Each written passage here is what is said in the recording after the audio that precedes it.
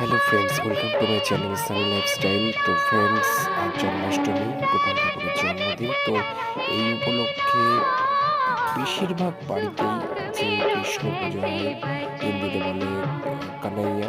তো এই পুজোতে আজকে সকালবেলায় প্রায় 6:30 এরকম টাইম, 6:30, 6:30 AM।